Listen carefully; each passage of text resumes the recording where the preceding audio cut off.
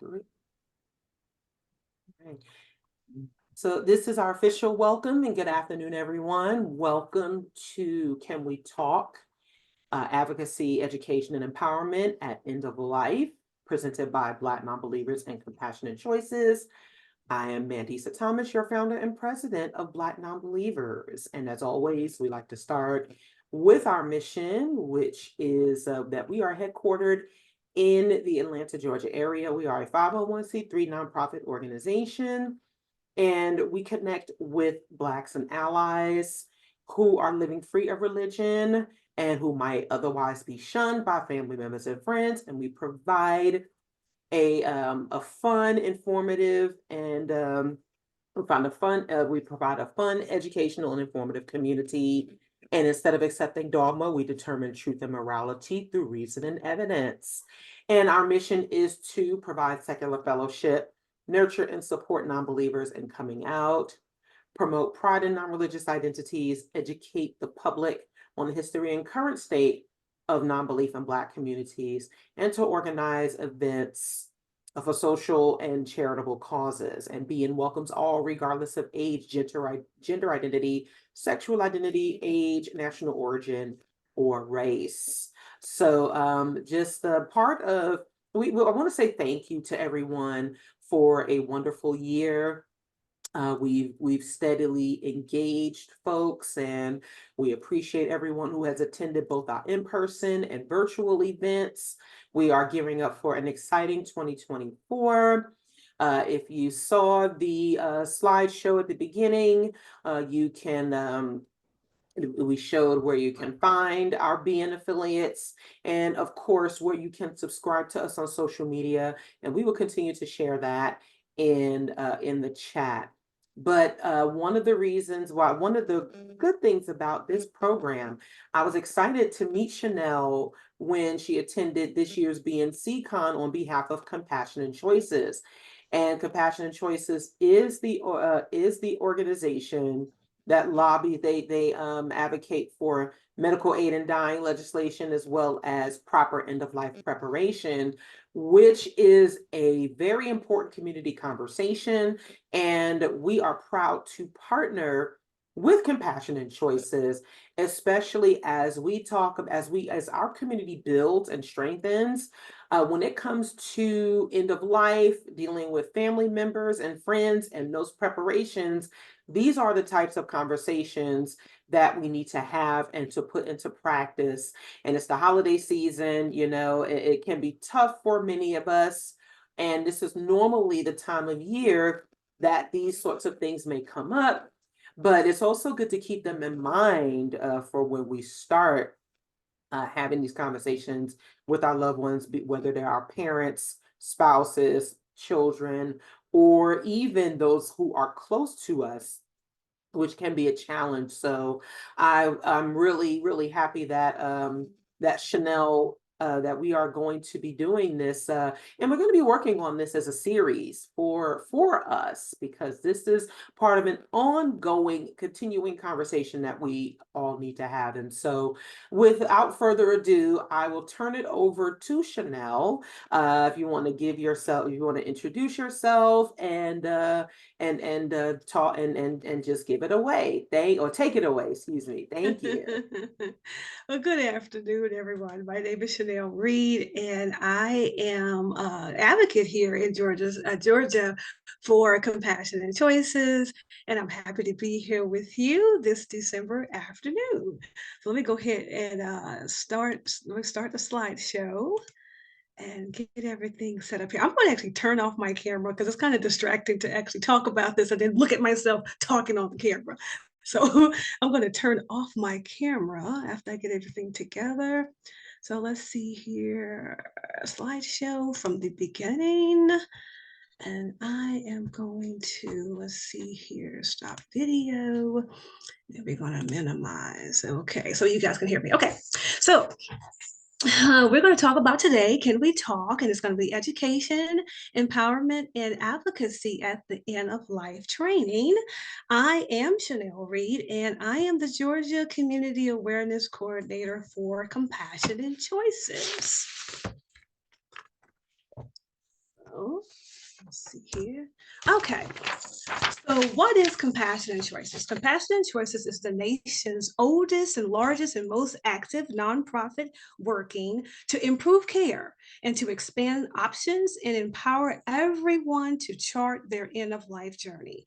So, we believe in the patient centered care where the person is in charge of making their own health care decisions. So, we feel that people should be fully informed and supported by their doctors, their medical team, as well as their family members for a full range of end of life options that are available. So, we have a couple of programs that we'll tell you about, but we also have an end of life consultant program if you need a little bit more assistance in creating your end of life choices with the advanced directive. So, we'll talk a little bit more about that today, as well as we've established an AALC, and that's just a group of 13 leaders from around the country who come from diverse backgrounds to help us strategize and participate and prepare outreach efforts. So similar to what we're doing today. So today's objective, we're just going to provide some training on the end of life issues, including the advanced planning, which is in turn empowers everyone on this call to be their own best healthcare advocate and to also empower you to empower other people to put all of these things in place. So a little bit more about me. My name is Reid. I am a second year graduate student at Georgia State University, and I'm studying gerontology, and that's the study of aging. That's the social aspect of everything. So we want to ensure, I actually love gerontology. I was raised by my grandmother who was born in 1927. So she would be the silent generation. I live with baby boomers. So I have 2 or 3 generations, but I have both sets of grandparents till I was 25 and I met a great grand. So older adults play a wonderful part of my life and they're still in my life. And I just love my older adults. How did I come to Compassionate Choices? Well, I volunteered with an event last year, but when I lost my grandmother in 2020, we actually used hospice services. Didn't know anything about hospice, but my grandmother on my father's side actually used hospice. And they told me about it, and we actually enrolled my grandmother in, and it was a team to help support her towards her end of a life. We had access to a CNA, a social worker, a medical doctor, a nurse, as well as a 24-hour line. It was just a really wonderful aspect of care that I really enjoyed. We couldn't have done it without them. And I wanted to get involved with this work to let everybody know about hospice and palliative care, specifically, definitely for the African American community. So I'm happy that you have me here today. I'm glad to talk to you, but that's my why for Compassionate Choices. So the next slide, let's see here. Okay, so what we're going to talk about today, just some disparities in healthcare, what they are in brief history, why we actually need advanced planning in definitely the Black community, as well as other communities, advanced care planning and what the acronyms, just familiarize yourself with some of the terms, and also including dementia care. Just evaluate how you feel about things and selecting your advocates for this type of care and getting comfortable with having these difficult conversations, but they could be courageous conversations.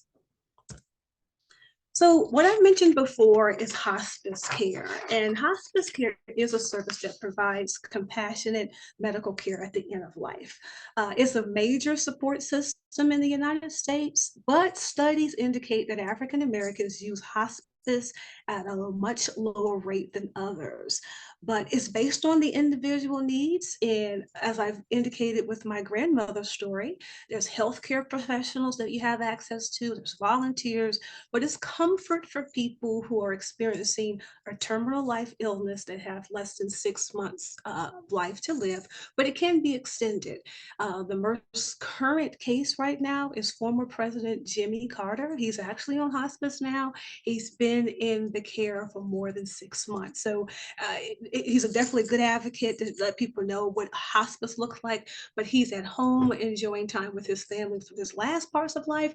But you also can select a facility as well if you want to do that. There's several services available, and hospice is not a place where you send your loved ones to die, but it's a service where you can be comforted at home and you can pick the way you want to end your way of life here on earth. So we have a lot of disparities in healthcare, but that is the reason why advanced planning is necessary, specifically for people of color communities. We want to stay in the driver's seat on what it looks like when we're experiencing the end of life care, not only for ourselves, but also for our family members. So we want to talk about today what we can do about the advanced planning process and why it's so necessary. This is just a brief chart when we talk about hospice patients by race. Just look at the numbers. So our white counterparts, they're at 76%, and we've got multiracial at 13%, but African Americans at 8%, and we have the Asians as well as the Native Americans. But 8% of African Americans actually utilize the care at the end of life. And that's actually an issue because Medicare and Medicaid actually pay for hospice care.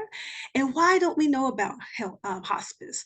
A lot of it's just a lack of knowledge. Just like for me, I didn't know. It was actually my aunts that told me about my grandma's care from my father's side, and she was able to let me know about that so we could use it from my mother's side.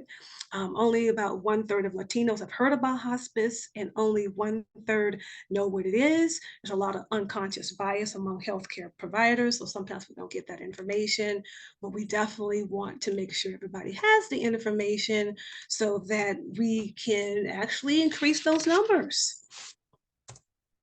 The next slide, let's see here.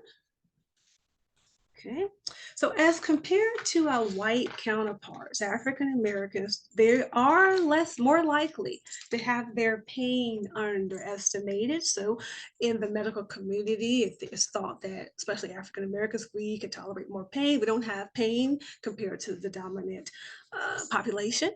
We're more likely to have our pain undertreated. We don't necessarily talk about it, or we're not necessarily evaluated as such in the medical community. And we're less likely to receive the opiates or drug treatments.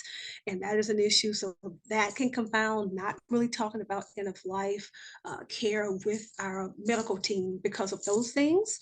Also, Blacks or African Americans are less likely to complete their advanced directives. 50% of African Americans have talked to their family members about their end of life wishes, and 20% have not talked to anyone about the life end of death at all. So we want to start having the conversation so we can actually start talking about what we want. But it's important to have the conversation because it is going to happen. The next slide just talks about end of life disparities and how we're less likely as African Americans to have completed an advanced directive. As this diagram represents, 67% of whites as well as 36% of Blacks have not really completed an advanced directive. And this is over the age of 65 with this study, but filling out a form is a great way to improve your end of life care. You can have what you want in this document. And what is an advanced directive? It's an important set of documents that outlines your end of life priorities. So it provides peace to yourself, and it provides peace to your family members that you've appointed, and your health proxy. So it's what you want to provide if you become severely injured or terminally ill. And once you put this in place, we want you to be able to have it in a place where everybody knows where it is. We've recommended the refrigerator. We've recommended also your glove compartment because a lot of people have car accidents. what actually brought me to this work, I grew up in Orlando, Florida, and there was this big national case, Terry Chavo.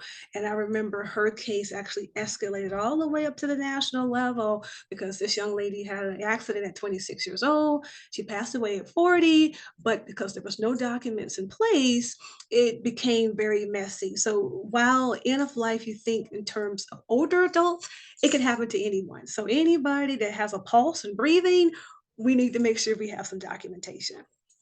So the key is to share your preferences before medical crisis, so to help ensure that you get the care that you want. The next slide. Just another chart that talks about the likelihood of talking about end of life preference by race. So we see the white Caucasian race is actually leading at 63%. We're not too far behind at 58%. And our Hispanic brothers and sisters is 40%. So not too bad. We're talking about it, but we want talking to lead to action. The next slide is the documentation of the end of life issue. So while we're talking about it, we have to do a better job at documenting it. So we still see the Caucasians at 35%. We're half that, African Americans at 15%, and our Hispanic brothers and sisters 11%. So we still have some work to do. We're talking about it, but we need to make sure we actually document our wishes. The next slide. So we're talking about it and we haven't really documented, but it's disparities of why we're not actually putting them in place. So why are some of those reasons? Well, we have some biases in the healthcare system. Sometimes your medical team does not look like you, and it depends upon what you've heard from your family members, what you've experienced. So there's a lot of things and barriers that's actually preventing from us putting it in writing. So here on the slide, we have mistrust and distrust, a couple of examples. Most people have heard about the Tuskegee experiment, the father of gynecology, J. Martin Sims, kind of operating on his slaves without anesthesia, the Henrietta Lacks story. All of this money was made through this medical advancement, and her cells were taken without any consent. The night doctors, the grave doctors. So we all have these things that we've heard about. Talked about the poor communication with providers, not a lack of cultural competence on behalf of your providers, on behalf of the person that's coming. So a lot of mistrust, lack of knowledge of hospice. And if you know about hospice, the negative appointments or negative attitudes for that. We do have some spiritual beliefs for people who are still just trying to figure it out or just still questioning. And it's just not comfortable to talk about death. We were talking a little bit before we started that we don't do a good job just in society talking about death. When somebody passes away in the hospital, that person is whisked away really fast. You don't see it in the entertainment. It's not in the movies. I mean, so we kind of far removed from it. And if you've never really had death happen to you, it's already scary when it happens. It's even scarier.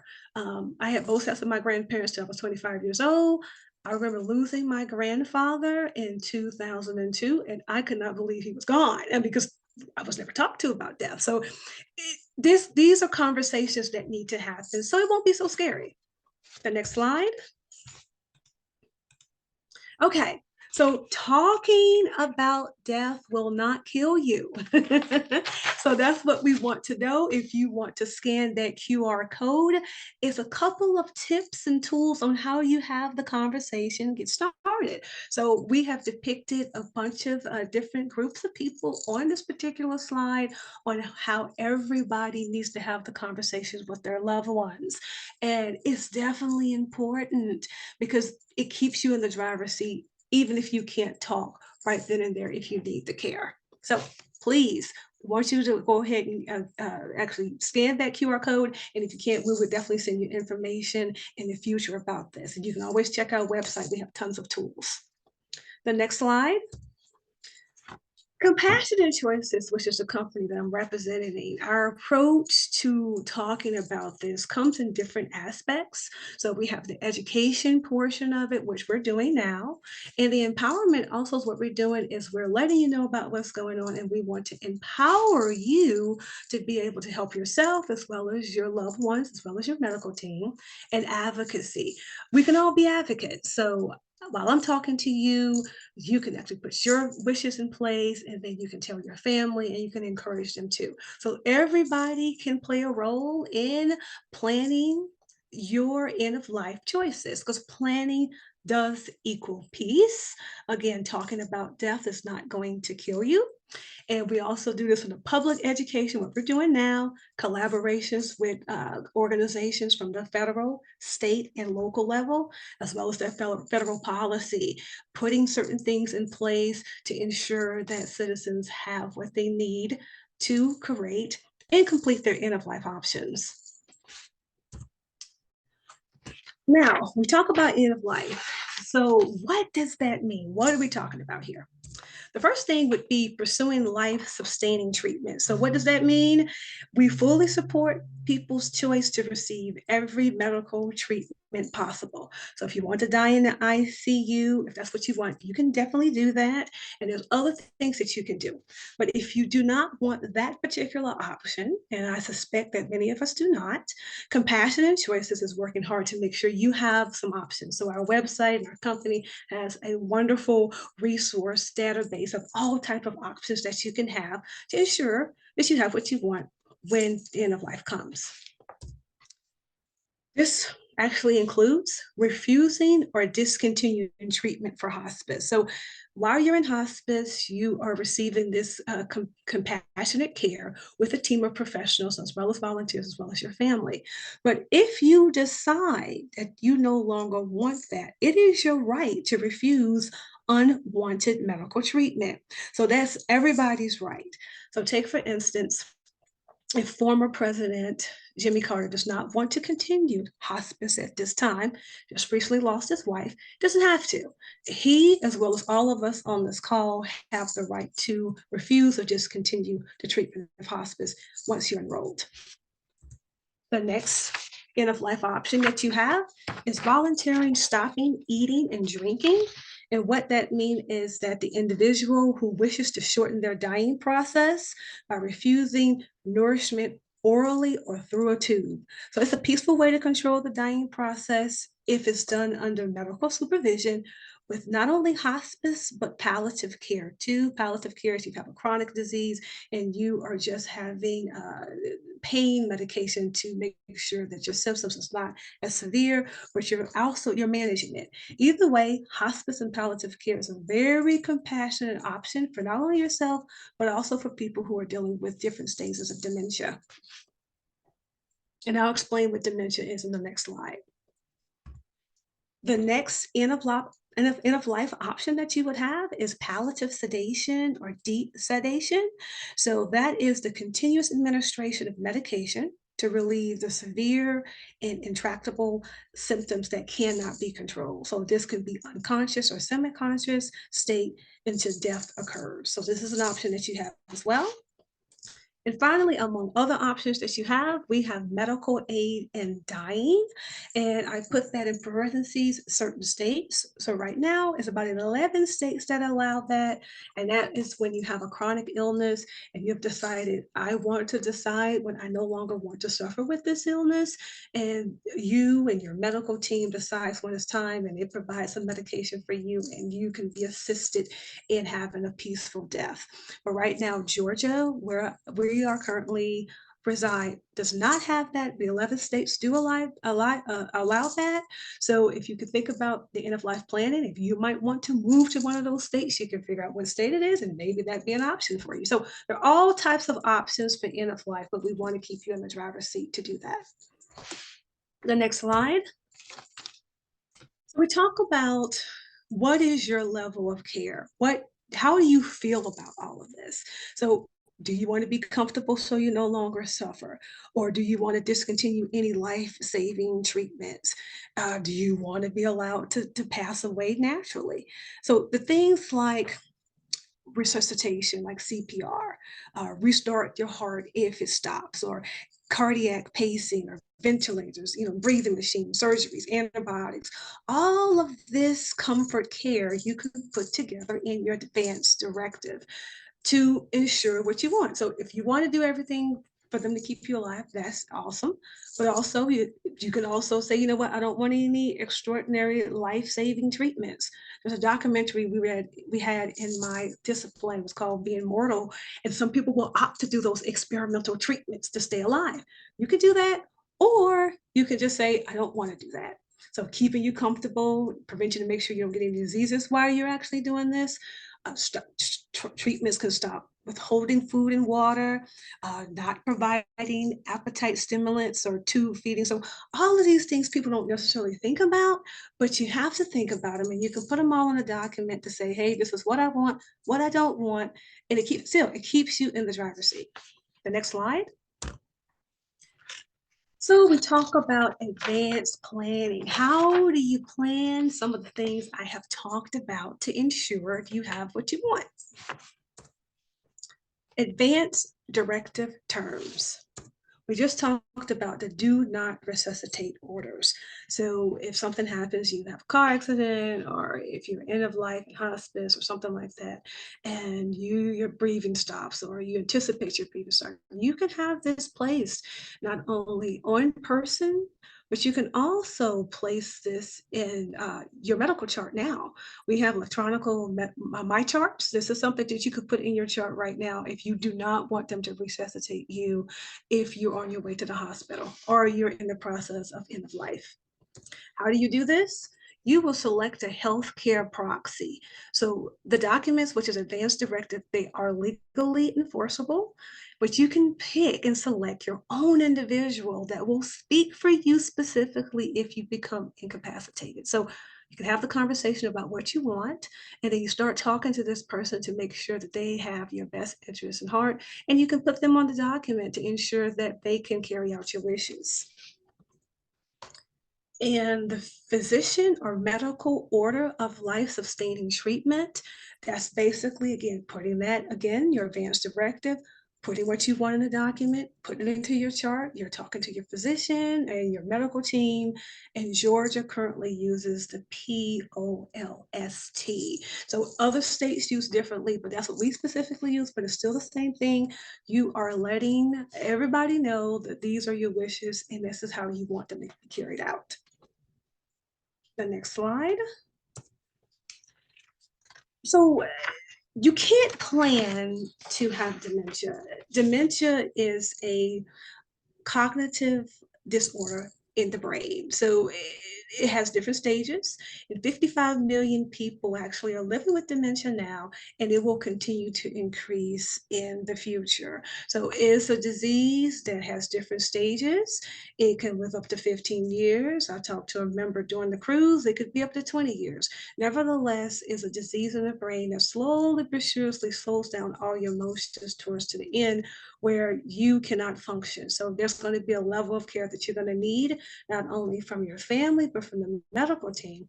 But the great thing about a dementia healthcare directive is you can start putting this in place now if you anticipate that you might develop dementia, so you can have your wishes needed.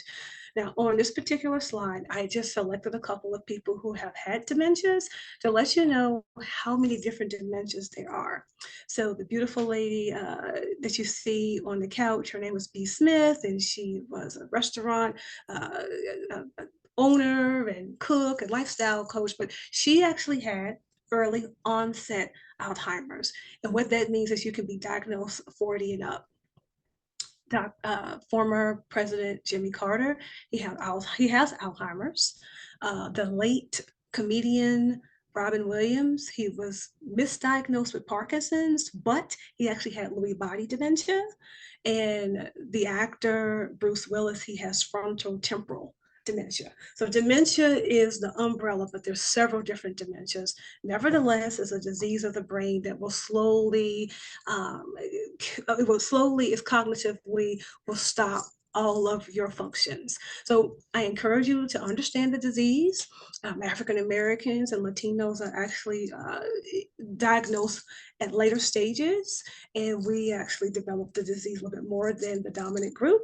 But we want you to know all of your options about dementia and how to avoid unnecessary treatments. But again, this is make sure that your wishes are carried out if you anticipate dementia. Dementia is not necessarily hereditary, but this is just going to be a reality for a lot of individuals as well as families. So we're getting ahead of care. And the next slide is the dementia values and priorities teams.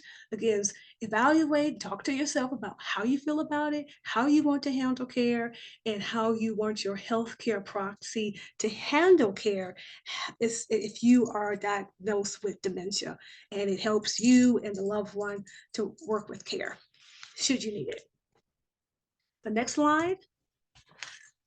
So during the cruise, or just, I know a lot of people were not on the cruise, but the end of life decision guide that Compassion and Choices has, this is a QR code where it can actually tap you into everything that you would need to create your advanced planning guide and toolkit. It is a wonderful booklet, but it provides everything on advanced care directives, the do not resuscitate, the addendums, because it's not just the directives and the DNR. It's a lot of other documents, a lot of things you can think about.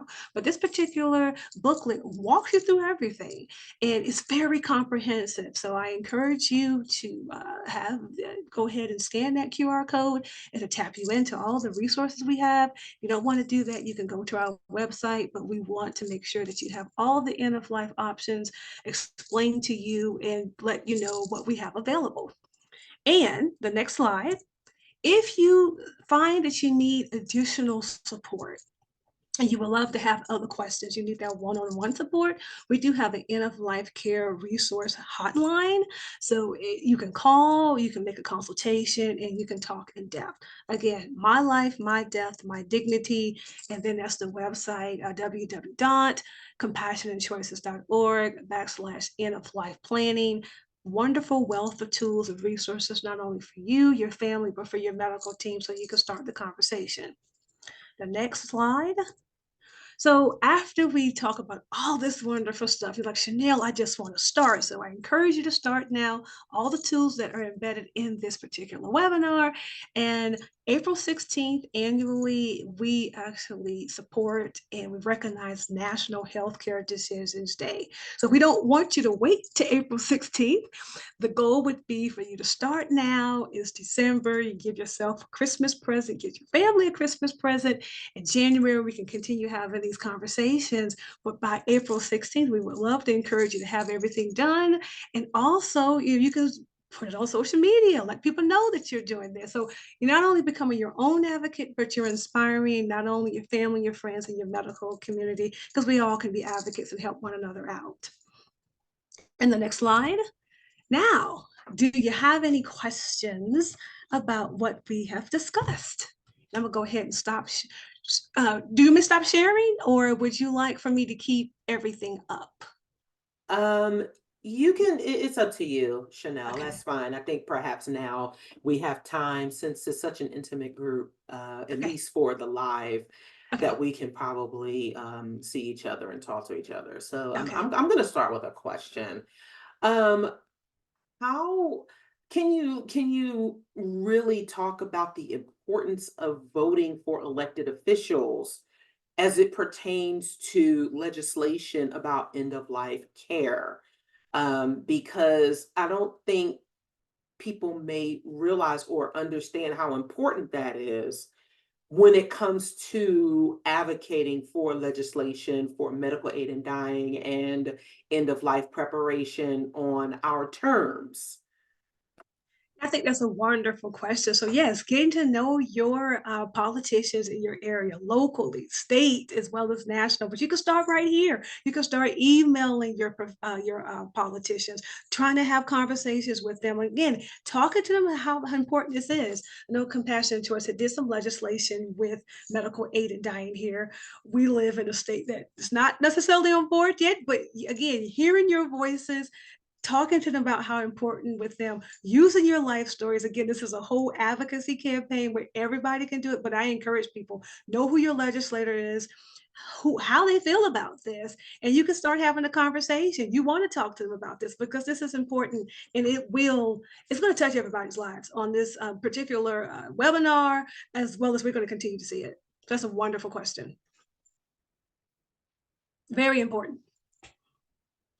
Awesome. Does anyone else have any questions or any thoughts about what you heard this afternoon from Chanel? Yes, go ahead, Ricky. Yes. Is this slideshow going to be available? Because there's a couple of slides that I saw that I didn't get to screen cap. Yeah, I could provide it. Anissa, would you want me to provide it? Yes, that's fine. And we're also recording this, so this is going to be on YouTube. So for anyone Okay. who missed any part of this, it'll be on our channel if you would like to see it again. And also, like I said at the beginning, that we're going to also start a series where we go into detail some of the parts that Chanel discussed, so that we can start, having a series, we can start workshops on how to do these in more detail. So yes, this will go up on our website, and the presentation is available. That's great. Thank you. And Richard, I had a follow-up from what you put in the chat. So you said you were still Catholic during the Terry Schiavo case, and you were stunned by the catalyst, just the callous spin on how they actually talked about it. So can you share a little bit more about that? Oh yes, they basically said that they described it as the starvation of Terry Schiavo, and as you might know, the Catholic Church is very much on board with their concept of pro-life means prolonging life. And to them, removing a feeding tube is basically the equivalent of murder. And that's how they spin it.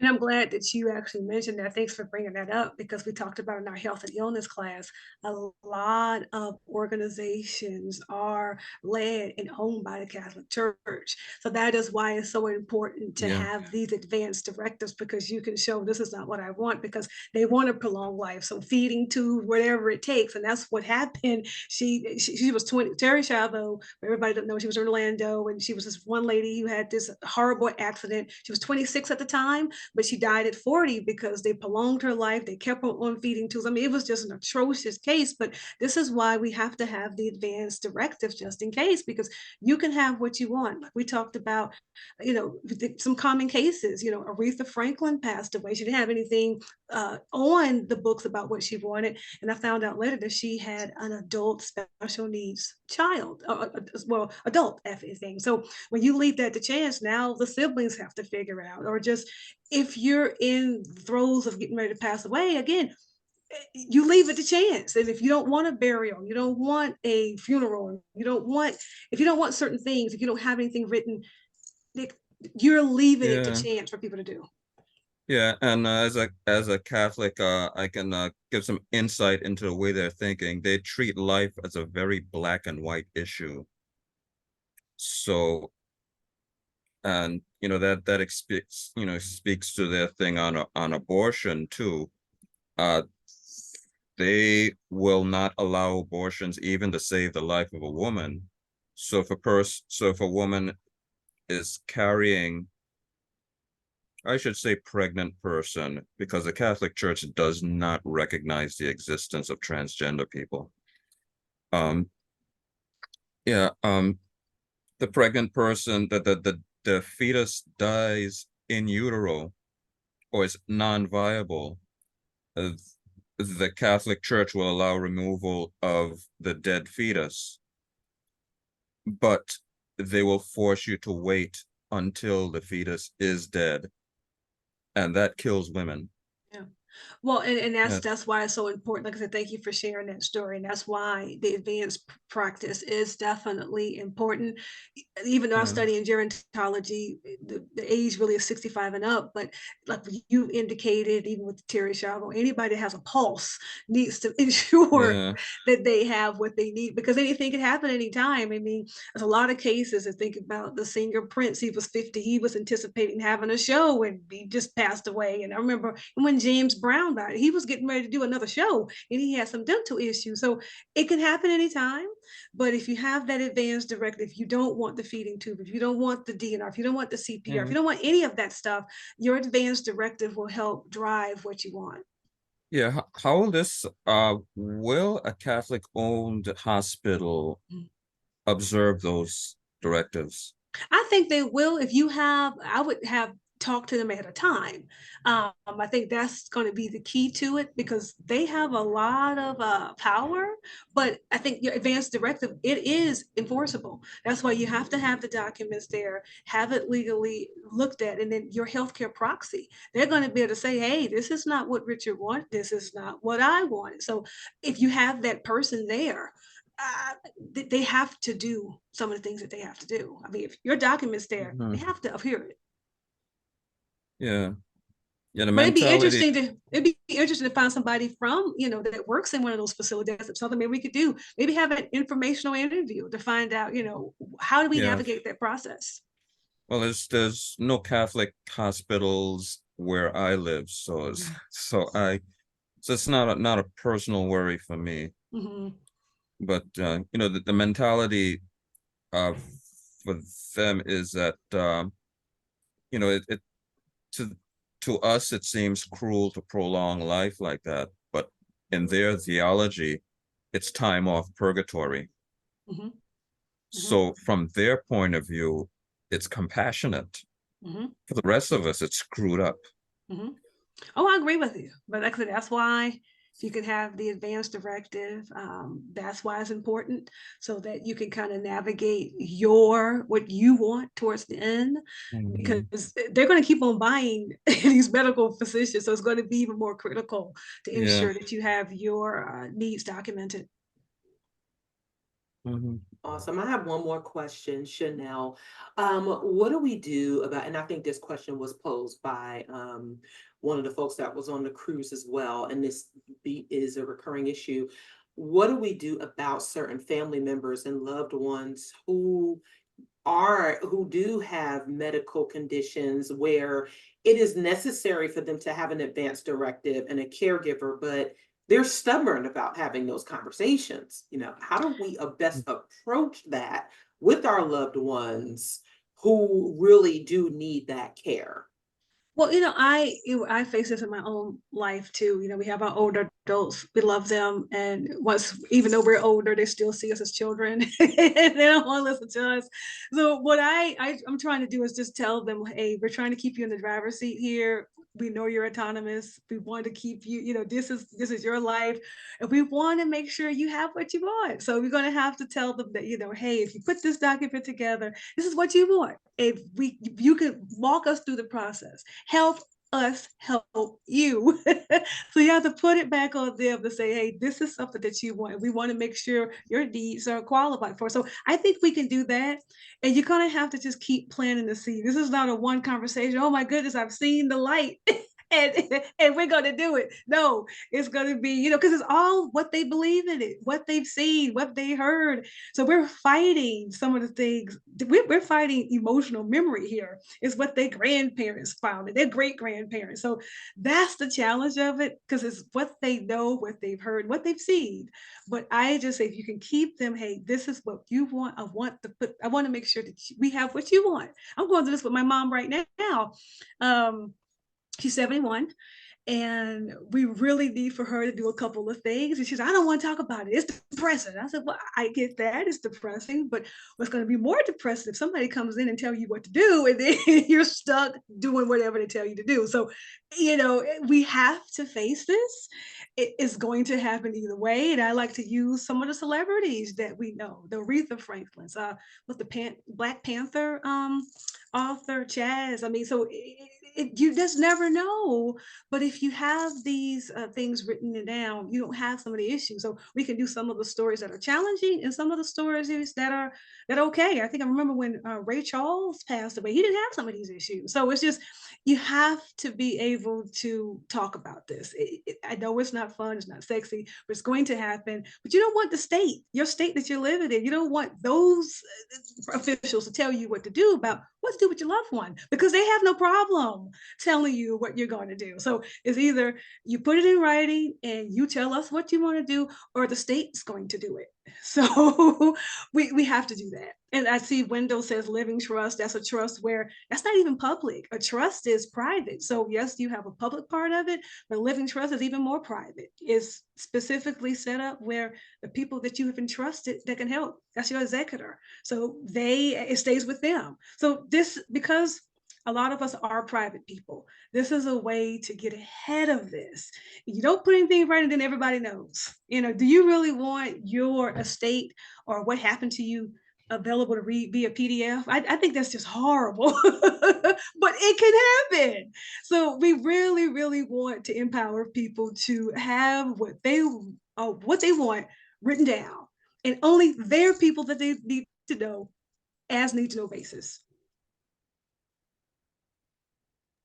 Awesome, awesome. Are there any more questions for Chanel? Any more comments that we have before we conclude this session? Yes, Arthur. Hey, what's up, guys? I just want to say thanks for that like deadline almost of the April that I forget what you said it was called, but that's the cool thing to be like, okay, yeah, it's not the one time we hear it, but okay, hear it enough times and then have a deadline. That's kind of cool. So thanks for that. Oh yeah, you're welcome. Like I said, we just want to empower people about it. It's really important, especially we as people. This it's not only the medical thing, but it's also legacy building too, right? We've heard these horror stories. We lose all this property, we lose all our rights, and it's because we didn't put anything down, and we don't want that. So, and I see something in the chat. What is an informed consent? Informed consent is if you are participating in something, they have your consent before they actually do it. So if you participate like in a clinical trial, they're not just taking your information for granted. Like with the Henrietta Lacks case, she went to a clinic, they took her cells, they didn't really get her consent, and then they used her cells and they made all of this money. And it's just, so it's a little bit better now because we know about these cases, but it's anytime you are participating in something and they tell you all what's happening and you give your consent to actually participate. So it's documented. So if any discrepancies come on, it's documented that you said, okay, I want to participate. Right. It's a little bit better now since some of those public cases. Right. It also gives you the opportunity to decline if you have an issue, meaning that you have to be informed about what it is so that you can either say yay or nay. They cannot be misleading about the issue as well. That is that you have all the information to make a decision. Yes, that's wonderful. Again, you still stand in the driver's seat, about what you want to do. So you can say, yeah, I want to participate, but something happens, I don't want to participate. I remember a couple of years back, I did participate in a clinical trial. I liked some of the medical professions that were involved, some I didn't. I thought, I haven't participated since because it wasn't a good experience. But if I wanted to stop at any time, I could. So that, like you said, that's what the informed consent is. I can decide to participate or I can stop at any time. And it's that document is putting your file to actually indicate what has happened. So it's just documented proof. Does anybody have any other more questions? I definitely thank you for joining us today at 3 p.m. on a Sunday. So this is amazing. But yeah, we just want to empower everybody, at least think about it, plant the seed, and and we have these conversations. I would love for us to maybe do an advanced directive party. We could watch movies, we could do a couple of things just to, just hone in how important it is to make sure that you have your documents printed and you have the people that you want to talk to about it so that if anything happens, you don't lose your autonomy. Absolutely. And stay tuned for that as we move into 2024 and we continue our programming at Black Nonbelievers, this will be a part of it. So once again, we thank you all for being here with us this afternoon. And thank you to Chanel for this wonderful and informative presentation. I look forward to, we look forward to having you do more of them with us. So Yes. just in conclusion, please do visit Compassionate Choices website. The link has been shared in the chat. And once we share it on our YouTube channel, the website will be available. So, please continue to stay tuned on next Saturday, or this coming Saturday on the 23rd. We are doing a Building Back Better live stream fundraiser for Black Nonbelievers, where we will feature special guests, Chris Cameron, Aron, Matt Dillahunty, and others. Laurie, Gaylor, Dan Barker from the Freedom from Religion Foundation to support our end of year efforts. Thank you to everyone who has donated so far. We really do appreciate your support.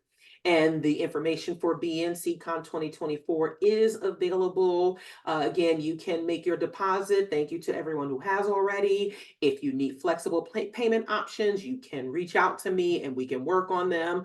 You have up until August to make the payments, and the fares start as low as $600 per person per double occupancy. So they're very reasonable, and we have some wonderful guests. We always appreciate Compassionate Choices' continued support for this event. Again, it is fun, but it is also informative, and it gives us an opportunity to build and also have these conversations, which are not always so pleasant, but they're necessary. So we do incorporate the information and the community building along with the funds. So continue to stay tuned. We hope that you will continue to support the work of Black Nonbelievers and Compassionate Choices.